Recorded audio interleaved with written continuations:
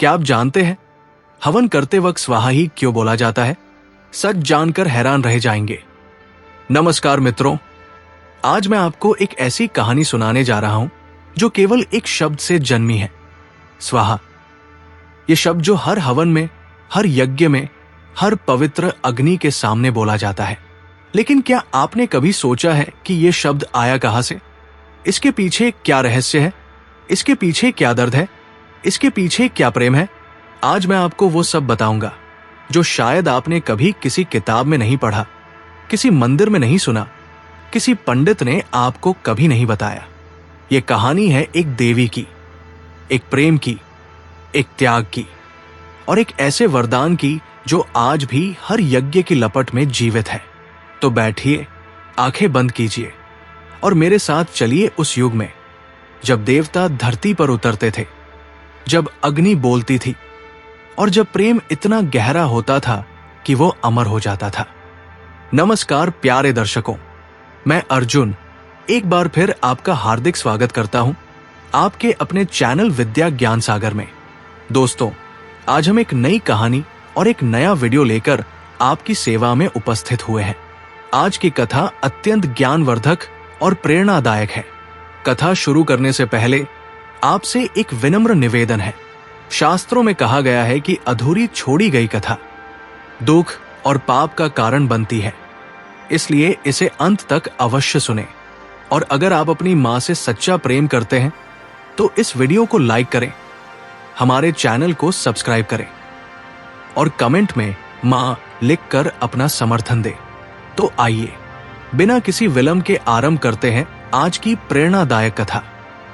बहुत पुरानी बात है मित्रों, इतनी पुरानी कि समय भी उसे ठीक से याद नहीं कर पाता। सृष्टि के आरंभ में जब ब्रह्मा जी ने इस जगत को बनाया था, तब उन्होंने देखा कि ये सृष्टि चलती कैसे रहेगी।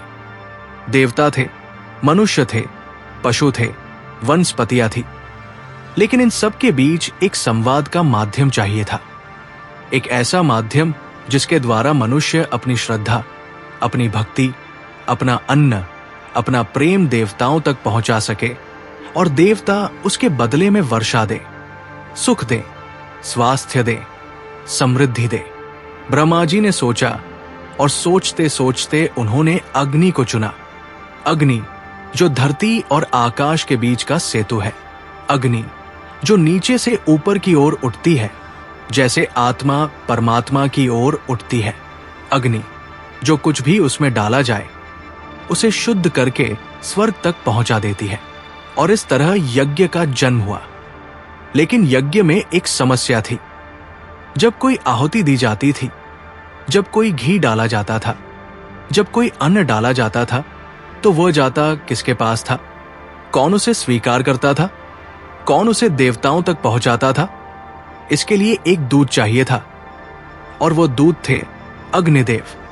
अग्निदेव देवताओं के मुख जो यज्ञ की आहुतियां स्वीकार करके उन्हें उचित देवताओं तक पहुंचाते थे। लेकिन फिर भी एक प्रश्न बचा था। जब आहुति दी जाए तो उस क्षण क्या कहा जाए? वो शब्द क्या होगा जो ये बताए कि ये आहुति दी जा रही है, ये भेंट की जा रही है, ये समर्पण किया जा रहा है? और यहीं से शुरू होती है असली कहानी, वो कहानी जो स्वाहा देवी की है। मित्रों, हिंदू धर्म के ग्रंथों में, विशेषकर स्कंद पुराण में, महाभारत के शांति पर्व में और हरिवंश पुराण में स्वाहा देवी का विस्तार से वर्णन मिलता है। स्वाहा देवी कोई साधारण देवी नहीं थी। वे प्रजापति दक्ष की पुत्री थी। और जो लोग हिंदू पुराणों से परिचित हैं, वे जानते हैं कि दक्ष की पुत्रियां कोई साधारण नहीं थी। सती भी दक्ष की पुत्री थी जो भगवान शिव की पत्नी बनी, और स्वाहा भी दक्ष की उसी वंश में जन्मी एक अद्भुत देवी थी। स्वाहा का रूप कैसा था? जो भी उनका वर्णन पढ़ता है वो मोहित हो जाता है। उनका रूप तेजस्वी था, उनका स्वर मधुर था और उनकी आंखों में एक ऐसी गहराई थी जो समुद्र को भी शर्मा दे। लेकिन केवल रूप से कोई देवी नहीं बनती। स्वाहा के पास था एक असाधारण ज्ञान। वे वेद मंत्रों की ज्ञाता थी, वे यज्ञ विद्या की पारंगत थी और सबसे महत्वपूर्ण, वे जानती थी कि किस आहुति को किस देवता तक पहुंचाना है। ये ज्ञान उन्हें जन्म से मिला था, ब्रह्मा जी की कृपा से, और इसी ज्ञान के कारण उनका भाग्य अग्निदेव से जुड़ा हुआ था। लेकिन वह जुड़ाव शुरू में केवल भाग्य का नहीं था, वह प्रेम का था। एक ऐसा प्रेम जो एकतरफा था, जो व्यथित करने वाला था, और जो अंत में इतना महान बन गया कि उसने इतिहास बदल दिया। देवलोक में एक दिन स्वाहा देवी की नजर अग्निदेव पर पड़ी। अग्निदेव जो स्वयं एक देवता थे, जो 7 जिह्वाओं वाले थे, जिनका तेज सूर्य को भी चुनौती दे सकता था। अग्निदेव यज्ञ में बैठे थे और स्वाहा ने उन्हें पहली बार देखा, और वो क्षण जीवन बदलने वाला था। हिंदू ग्रंथों में लिखा है कि स्वाहा को अग्निदेव से प्रेम हो गया, एक गहरा, अटूट, जलते हुए प्रेम। लेकिन इस प्रेम में एक पीड़ा थी। अग्निदेव का ध्यान स्वाहा पर नहीं था। अग्निदेव तो सप्तर्षियों की पत्नियों पर मोहित थे, विशेषकर उनकी सुंदरता और उनके सात्विक रूप पर। और स्वाहा थी, देखती रहती थी, चाहती रहती थी, और उस प्रेम को कहीं व्यक्त नहीं कर पाती थी। आप जानते हैं ना, वो दर्द कैसा होता है जब आप किसी से प्रेम करते हैं और वो आपको देखता भी नहीं, जब आप उसकी दुनिया में हैं, लेकिन उसकी दुनिया में आपकी कोई जगह नहीं। स्वाहा वही दर्द जीती थी, हर पल, हर क्षण। लेकिन स्वाहा साधारण नहीं थी। उनके पास एक अद्भुत शक्ति थी। वे किसी का भी रूप धारण कर सकती थी, और एक दिन उन्होंने ये शक्ति उपयोग की। पुराणों में वर्णित कथा के अनुसार स्वाहा ने सप्तर्षियों की पत्नियों का रूप धारण करके अग्निदेव के पास गई। पहली बार, दूसरी बार, तीसरी बार। लेकिन इस कथा में एक गहरा रहस्य है जो अक्सर अनदेखा कर दिया जाता है। स्वाहा ने ये सब प्रेम के लिए नहीं किया था। उन्होंने ये इसलिए किया क्योंकि वे जानना चाहती थी कि क्या अग्निदेव सच में उन पत्नियों पर मोहित है या ये केवल एक भ्रम है। और जब स्वाहा ने अग्निदेव के साथ समय बिताया, तब उन्हें पता चला अग्निदेव उन पत्नियों पर नहीं, बल्कि उनके सात्विक गुणों पर मोहित थे। और ये जानकर स्वाहा का प्रेम और भी गहरा हो गया। लेकिन इस कथा का एक दूसरा पार्ट भी है, एक और गहरा अर्थ। कुछ ग्रंथों में लिखा है कि यह सारा प्रसंग तब हुआ जब स्वाहा को यज्ञ की आहुतियां देवताओं तक पहुंचानी थी, और उन्हें एक माध्यम की आवश्यकता थी, और वो माध्यम बने अग्निदेव। इस दूसरे पार्ट में स्वाहा का प्रेम और भी महान दिखता है, क्योंकि उन्होंने न केवल व्यक्तिगत प्रेम के लिए, बल्कि समूची सृष्टि के कल्याण के लिए अग्निदेव के पास आने का साहस किया। और यही त्याग और यही साहस बाद में उनकी महानता का कारण बना। एक रात की बात है, देवलोक में एक विशाल यज्ञ होने वाला था। सभी देवता आमंत्रित थे, सप्तर्षि आमंत्रित थे, और अग्निदेव यज्ञ कुंड में विराजमान थे। स्वाहा भी वहां थी, एक कोने में चुपचाप अग्निदेव को देखते हुए। तभी उन्होंने देखा यज्ञ में एक बड़ी समस्या आ गई है। देवताओं को आहुतियां तो दी जा रही थी, लेकिन वे आहुतियां देवताओं तक नहीं पहुंच रही थी। अग्निदेव थके हुए से लग रहे थे, उनका तेज मंद पड़ रहा था, और स्वाहा को समझ आया अग्निदेव अकेले ये सब नहीं कर सकते। उन्हें एक सहयोगी चाहिए, एक ऐसा साथी जो जानता हो कि कौन सी आहुति किस देवता के लिए है। और उस क्षण स्वाहा के मन में एक निर्णय जन्मा। वे आगे आई, अग्निदेव के सामने आकर बोली, हे अग्निदेव, मुझे आपकी सहायता करने की अनुमति दे। मैं जानती हूं कि प्रत्येक आहुति को किस देवता तक पहुंचाना है। मेरे पास वो ज्ञान है। अग्निदेव ने पहली बार ध्यान से स्वाहा को देखा, और जो उन्होंने देखा वह था एक तेजस्वी देवी, जिसकी आंखों में ज्ञान था, जिसके हृदय में भक्ति थी, और जिसके होठों पर मंत्र थे। उस रात यज्ञ सफल हुआ। पहली बार सभी आहुतियां सभी देवताओं तक पहुंची। इंद्र को उनका भाग मिला, वरुण को उनका, सूर्य को उनका, और सोम को उनका। और यह संभव हुआ क्योंकि स्वाहा ने प्रत्येक आहुति के साथ उस देवता का नाम लिया, और वो नाम लेते समय एक विशेष ध्वनि उत्पन्न हुई, स्वाहा। वो ध्वनि जो शुद्ध थी, जो पवित्र थी, जो आहुति को सही दिशा देती थी। और उस रात के बाद से ये नियम बन गया, जब भी यज्ञ में आहुति दी जाएगी, स्वाहा का नाम लिया जाएगा। लेकिन मित्रों, यहां एक प्रश्न उठता है, और यह प्रश्न बहुत महत्वपूर्ण है। क्या यह प्रेम था या ये केवल कर्तव्य था? क्या स्वाहा ने यह सब इसलिए किया क्योंकि वे अग्निदेव से प्रेम करती थी, या इसलिए किया क्योंकि उन्हें लगा कि यह उनका धर्म है? और इस प्रश्न का उत्तर बहुत गहरा है। हिंदू दर्शन में प्रेम और कर्तव्य दो अलग चीजें नहीं हैं।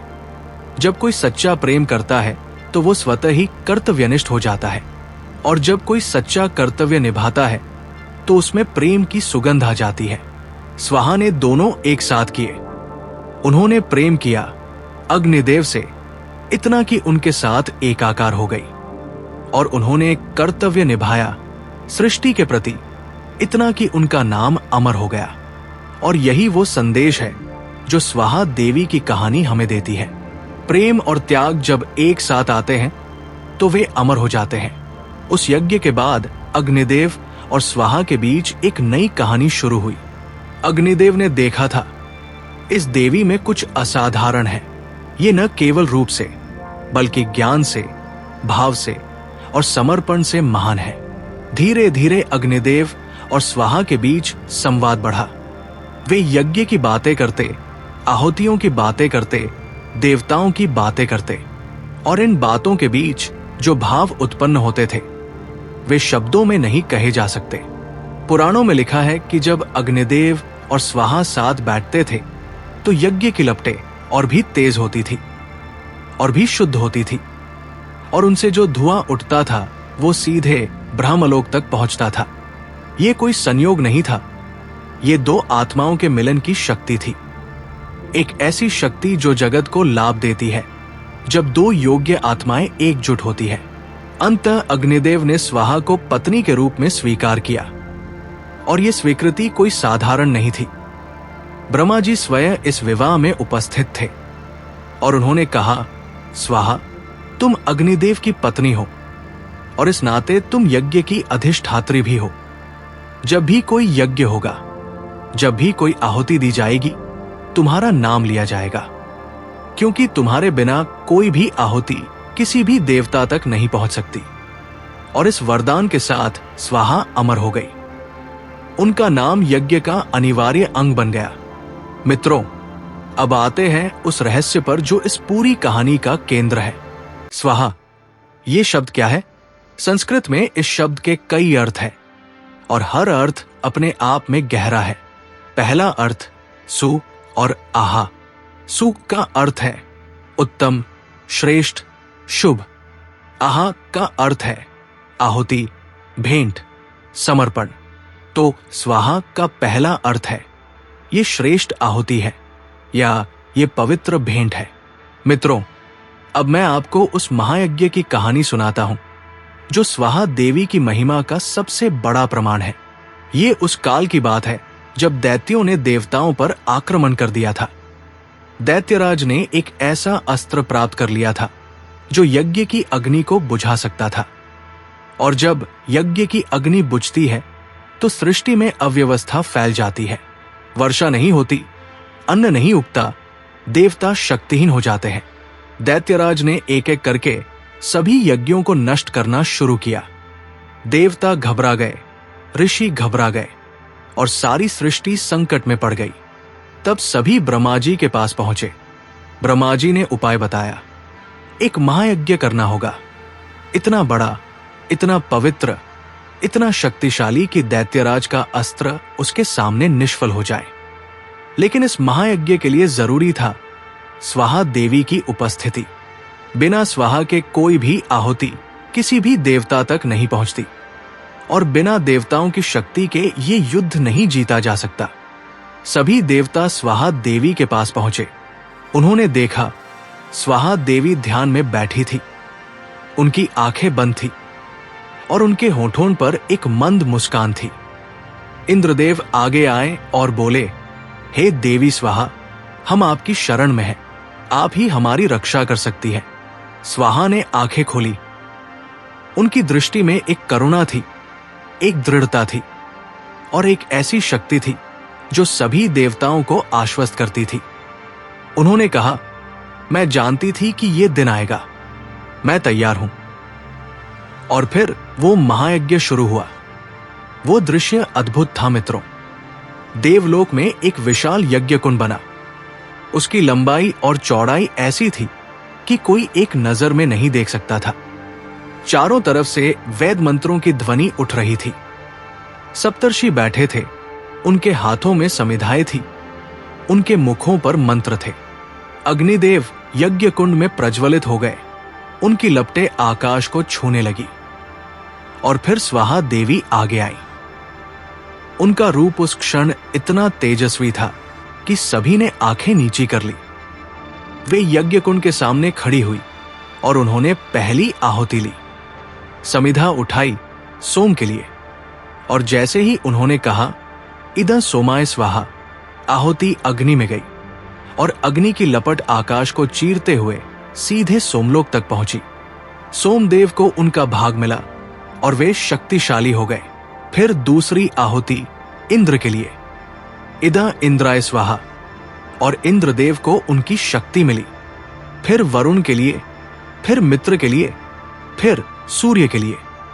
एक एक करके सभी देवताओं को उनका भाग मिला। हर आहुति के साथ स्वाहा का शब्द गूंजता था, और हर बार वो शब्द गूंजता था तो एक देवता शक्तिशाली हो जाता था। देखते देखते सभी देवता ऊर्जा से भर गए। इंद्र का वज्र फिर चमकने लगा, वरुण का पाश फिर शक्तिशाली हो गया और सूर्य देव का तेज दोगुना हो गया। और फिर जब सभी देवता शक्तिशाली थे, तब दैत्यराज के विरुद्ध युद्ध हुआ और दैत्यराज पराजित हुआ। सृष्टि बच गई और यह सब संभव हुआ क्योंकि स्वाहा देवी ने हर आहुति को सही जगह पहुंचाया, हर मंत्र को सही ऊर्जा से पूर्ण किया। मित्रों, अब मैं आपको उस क्षण की बात बताता हूं जो मुझे जब भी याद आता है आंखें भर आती है। महायज्ञ समाप्त हुआ, देवता विजयी हुए, सभी ने जय जयकार किया, ढोल बजे, शंख बजे, देवलोक में उत्सव मना। लेकिन उस उत्सव में एक कोना था जहां सब कुछ शांत था। वो कोना था जहां स्वाहा देवी बैठी थी। अग्निदेव उनके पास आए। उन्होंने देखा स्वाहा की आंखों में अश्रु थे। अग्निदेव ने पूछा, हे देवी, सारा जगत आनंद में है, तुम क्यों रो रही हो? स्वाहा ने जो उत्तर दिया वो सुनकर अग्निदेव स्वयं स्तब्ध हो गए। स्वाहा ने कहा, प्रिय, मैं इसलिए नहीं रो रही कि मुझे दुख है, मैं इसलिए रो रही हूं क्योंकि मुझे इस बात का आभास है कि ये जो मैंने किया ये आगे भी होता रहेगा और मेरा नाम तो लिया जाएगा, लेकिन मेरी कहानी शायद कोई नहीं जानेगा। हजारों साल बाद जब लोग यज्ञ करेंगे, जब वे स्वाहा बोलेंगे, तो उनमें से कितने लोग जानेंगे कि इस शब्द के पीछे एक देवी है, एक प्रेम है, एक त्याग है, एक इतिहास है। मुझे भय है कि मेरा नाम तो रहेगा लेकिन मेरी आत्मा खो जाएगी। और यह सुनकर अग्निदेव ने स्वाहा का हाथ थामा। उन्होंने कहा, देवी, जब तक ये सृष्टि है, जब तक एक भी यज्ञ होगा, जब तक एक भी अग्नि जलेगी, तुम वहां होगी, केवल नाम से नहीं, अपनी पूरी शक्ति से। और एक दिन आएगा जब लोग समझेंगे कि स्वाहा केवल एक शब्द नहीं है, ये एक चेतना है, और वह दिन आज है। मित्रों, आज जब आप ये सुन रहे हैं, आज जब आप ये जान रहे हैं कि स्वाहा कौन है और उनका ये नाम क्यों लिया जाता है, आज स्वाहा देवी की आत्मा को शांति मिल रही है। मित्रों, आज से जब भी आप किसी हवन में जाएं, किसी यज्ञ में बैठें या अपने घर में दीपक जलाएं, और जब भी आप स्वाहा सुने या बोले, तो एक क्षण के लिए रुकिए और उस देवी को याद करिए जिसने एक एकतरफा प्रेम को इतने महान समर्पण में बदला कि वो अमर हो गया। उस देवी को याद करिए जो हर आहुति के साथ वहां होती है, जो हर मंत्र के साथ उपस्थित है, जो हर पवित्र अग्नि में विद्यमान है। उन्हें महसूस करिए, उनकी उपस्थिति को, उनकी ऊर्जा को, उनके प्रेम को। और फिर जब आप स्वाहा बोले, तो उस शब्द में डालिए अपना सब कुछ, अपनी श्रद्धा, अपना विश्वास, अपना समर्पण, और देखिए क्या होता है। क्योंकि जो सच्चे मन से स्वाहा बोलता है उसकी आहुति कभी व्यर्थ नहीं जाती। हे स्वाहा देवी, हे अग्नि की अधिष्ठात्री, हे यज्ञ की शक्ति, हम आपको प्रणाम करते हैं। निस्वार्थ, पवित्र और समर्पित स्वाहा। ओम स्वाहाय नमः। ओम अग्ने नमः। स्वाहा देवी की जय, अग्निदेव की जय।